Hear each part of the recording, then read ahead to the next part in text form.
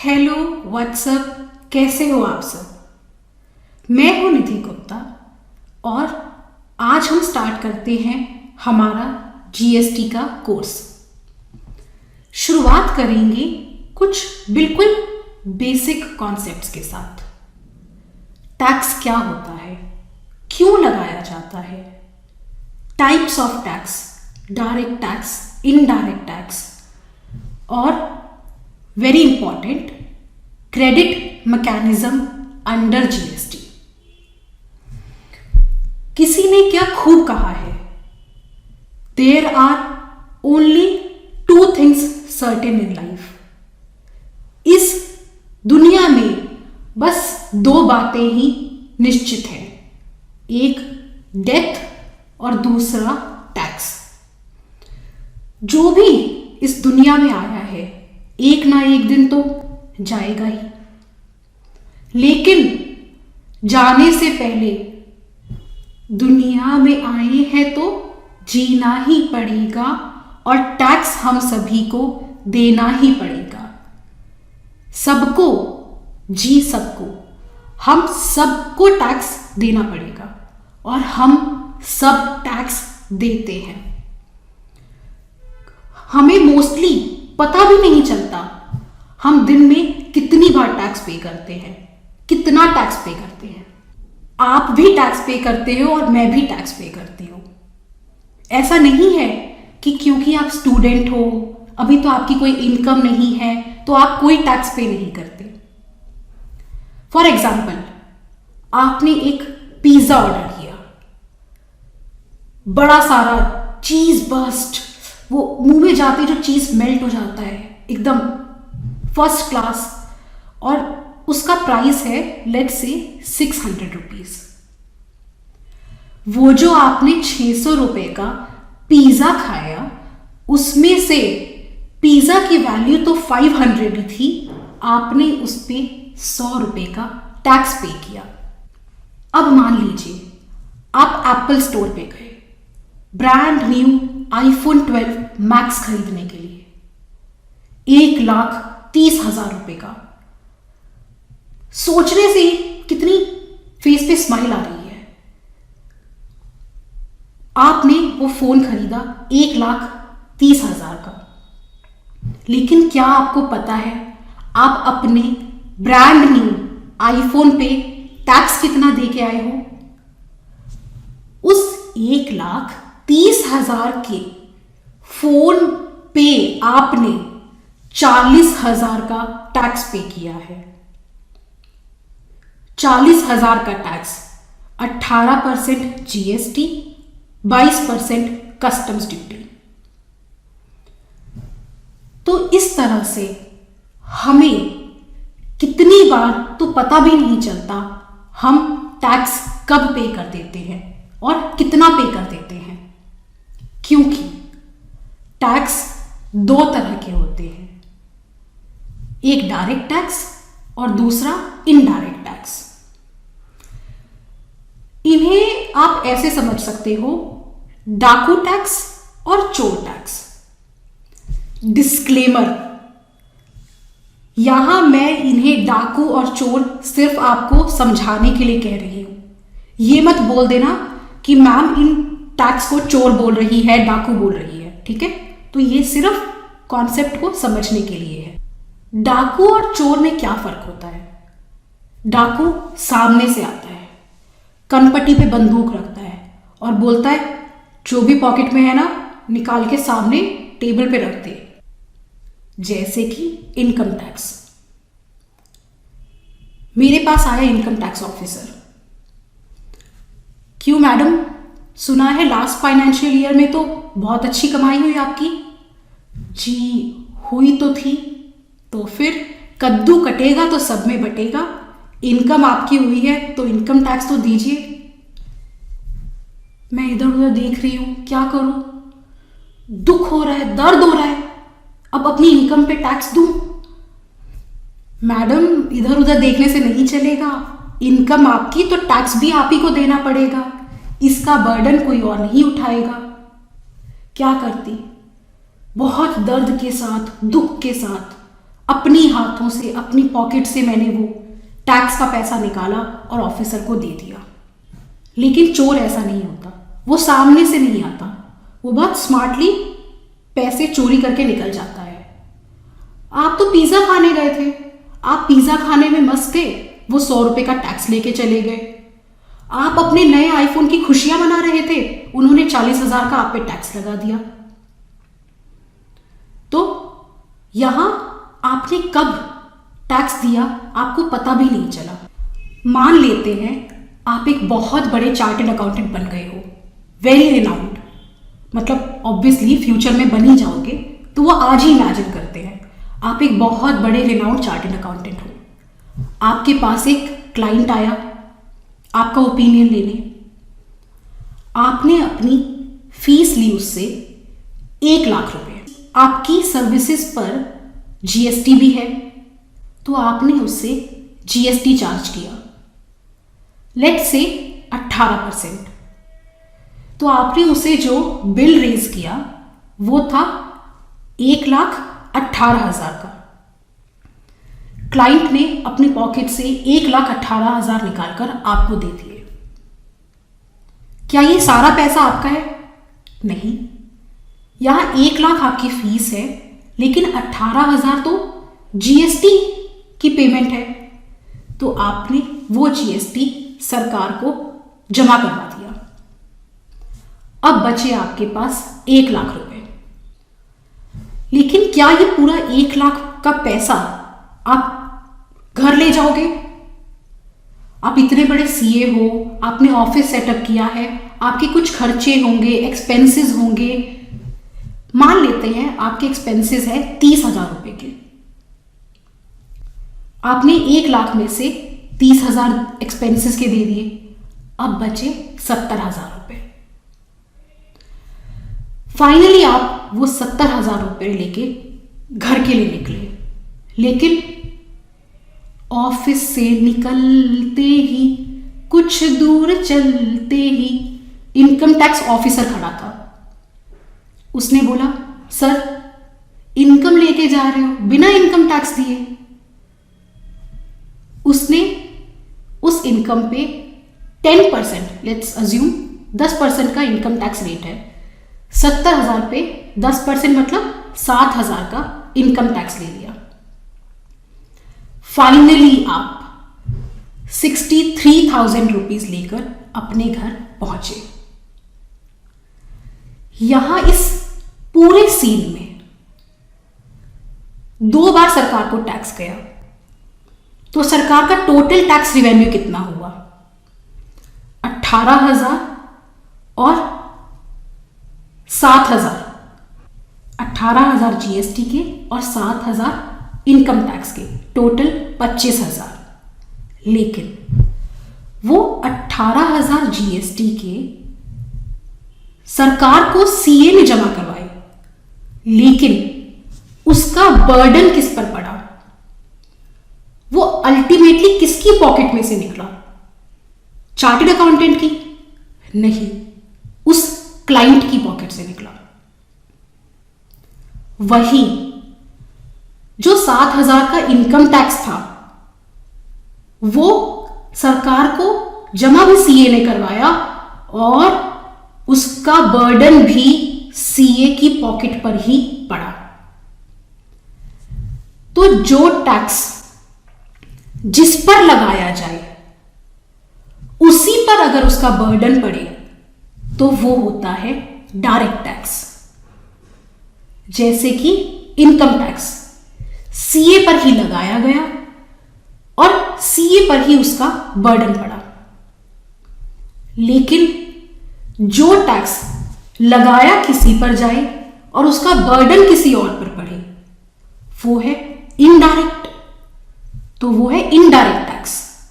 जैसे कि जीएसटी यहां लगाया गया सीए की सर्विसेज पे, लेकिन उसका अल्टीमेट बर्डन पड़ा उस क्लाइंट पर जिसने वो सर्विसेज ली। तो हमारा क्रक्स है कि 2 तरह के टैक्स होते हैं, डायरेक्ट और इनडायरेक्ट, और जीएसटी एक इनडायरेक्ट टैक्स है, जिसमें बर्डन अल्टीमेट कंज्यूमर पर पड़ता है।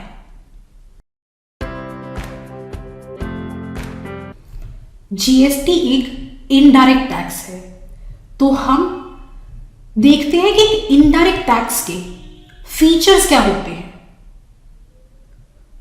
उसकी क्या खासियत होती है इनडायरेक्ट टैक्स की।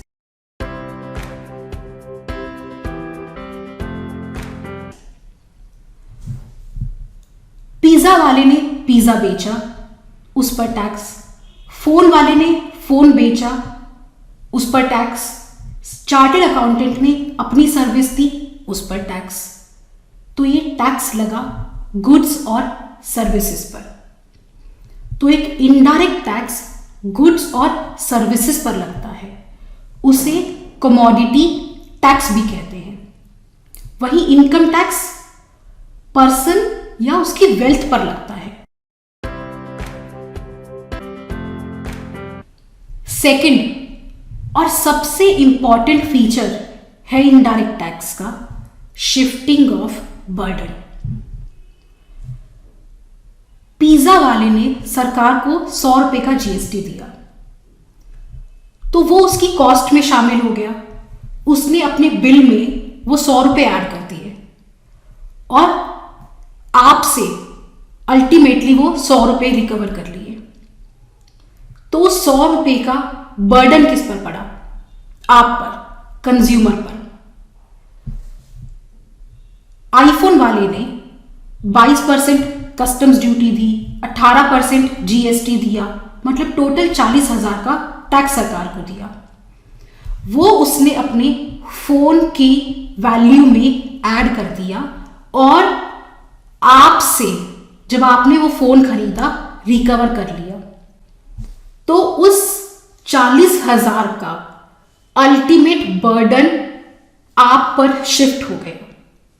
तो इनडायरेक्ट टैक्स में टैक्स का बर्डन अल्टीमेट कंज्यूमर पर शिफ्ट हो जाता है। तो इनडायरेक्ट टैक्स में टैक्स का बर्डन सप्लायर से कंज्यूमर पर शिफ्ट हो जाता है। वहीं डायरेक्ट टैक्स जैसे इनकम टैक्स में मैं खुद अपनी इनकम पर टैक्स दूंगी, तो उसका बर्डन मुझी पर पड़ेगा। मैं उसे आगे किसी और पर शिफ्ट नहीं कर सकती।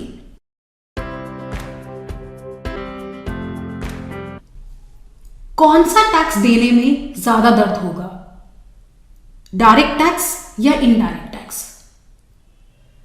Obviously direct tax. याद है वो डाकू की तरह आए और मुझसे इनकम टैक्स लेकर चले गए। अपने ही हाथ से अपनी पॉकेट में गए हुए पैसे को वापस निकाल कर टैक्स के तौर पर देना, कुछ कुछ होता है, तुम नहीं समझोगे। लेकिन ऐसा दर्द जनरली इनडायरेक्ट टैक्स में नहीं होता। वो ऐसा डायरेक्ट पिंच नहीं होता, क्योंकि हमें मोस्टली पता भी नहीं होता कि हम टैक्स दे रहे हैं।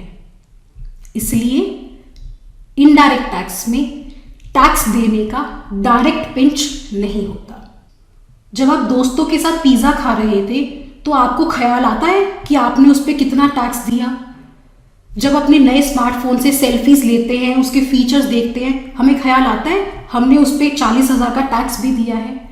इसलिए इनडायरेक्ट टैक्स में डायरेक्ट पिंच का परसेप्शन नहीं होता।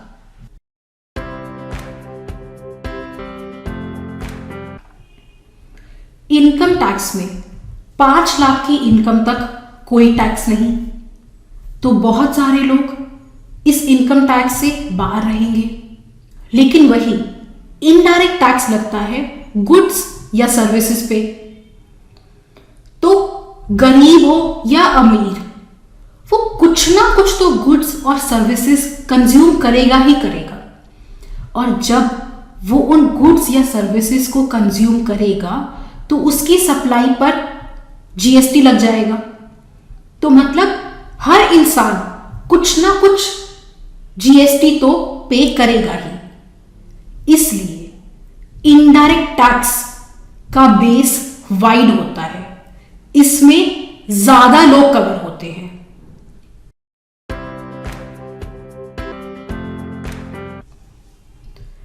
अब ऐसा टैक्स जिसका बेस वाइड है, जिसके दायरे में ऑलमोस्ट सभी लोग आते हैं और वो डायरेक्ट पिंच भी नहीं होता, उसको देने में ऐसा कोई ज्यादा दर्द भी नहीं होता, तो ऑब्वियसली सरकार को ऐसे टैक्स से बहुत सारा रिवेन्यू मिलेगा। इसलिए इनडायरेक्ट टैक्स एक बहुत इंपॉर्टेंट सोर्स है सरकार के रिवेन्यू का।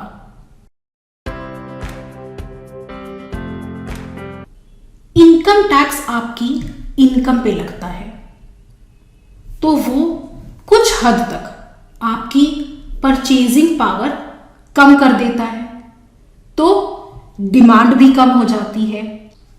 लेकिन इनडायरेक्ट टैक्स गुड्स या सर्विसेज पे लगता है जो उनके प्राइस को बढ़ा देता है, जिससे एक इन्फ्लेशनरी ट्रेंड क्रिएट हो जाता है।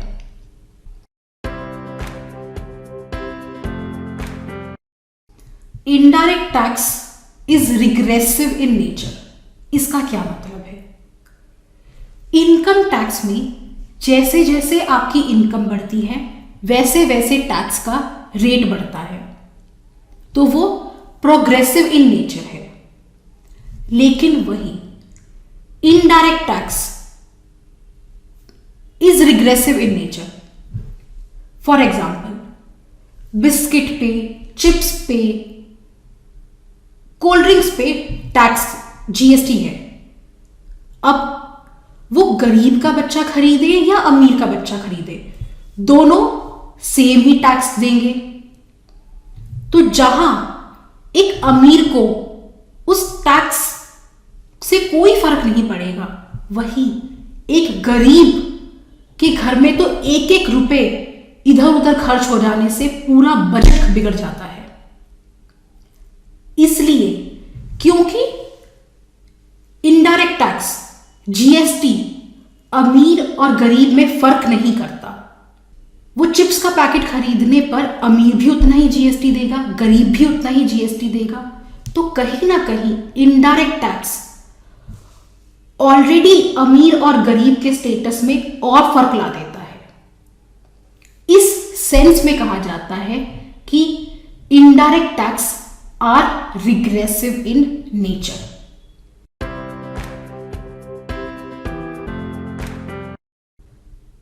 शराब, टबैको जो हेल्थ के लिए हजार्डियस है, उन्हें सिन गुड्स कहते हैं और उन पर सरकार बहुत हाई टैक्स रेट रखती है। उसके दो कारण हैं। पहला, महंगा होगा तो लोग कम खरीदेंगे, कम खरीदेंगे तो कम सेवन करेंगे, उनकी सेहत अच्छी रहेगी। लेकिन जो हैबिचुअल है उनको फर्क नहीं पड़ता, कितना भी महंगा कर दो वो खरीदेंगे ही खरीदेंगे। तो सरकार जो इससे रिवेन्यू इकट्ठा हुआ है उससे कैंसर हॉस्पिटल बनाने में लगा देती है। अल्टीमेटली उन्होंने वहीं जाना है। इस तरह इनडायरेक्ट टैक्स को सोशल वेलफेयर प्रमोट करने के लिए भी यूज किया जाता है। तो इसके साथ हमने इनडायरेक्ट टैक्स के कुछ इंपॉर्टेंट फीचर्स देखे। उसमें बर्डन शिफ्ट होता है, वो गुड्स और सर्विसेज पे लगता है, उसमें डायरेक्ट पिंच नहीं होता है, उसका टैक्स बेस वाइड है, वो एक बहुत इंपॉर्टेंट सोर्स ऑफ रिवेन्यू है, it might lead to inflationary trend, उससे इन्फ्लेशन हो सकता है। उसके बाद वो रिग्रेसिव है क्योंकि वो अमीर गरीब में फर्क नहीं करता, लेकिन वो सोशल वेलफेयर प्रमोट करने के भी काम आता है। ये सब कुछ इनडायरेक्ट टैक्स की खास बातें हैं। तो ये हमने एक थोड़ा सा ग्राउंड वर्क तैयार कर लिया है। अब इस ग्राउंड वर्क को यूज करते हुए एक बहुत इंपॉर्टेंट कॉन्सेप्ट जीएसटी का क्रेडिट मैकेनिज्म अंडर जीएसटी वो पढ़ेंगे। कह सकते हैं कि जीएसटी का सारा सार ही यही है, जीएसटी की पूरी सोल ही यही है, आत्मा ही यही है। तो क्या है ये कॉन्सेप्ट हम डिस्कस करेंगे नेक्स्ट वीडियो में। आई होप ये वीडियो आपको पसंद आया हो। अगर आपके कोई भी डाउट्स, क्वेरीज, सजेशंस हैं तो वो आप कमेंट सेक्शन में पूछ सकते हैं और अदरवाइज भी बता सकते हैं कि आपको ये वीडियो कैसा लगा। So I'll see you in the next video. Till then, take care. Have a good day. Bye-bye.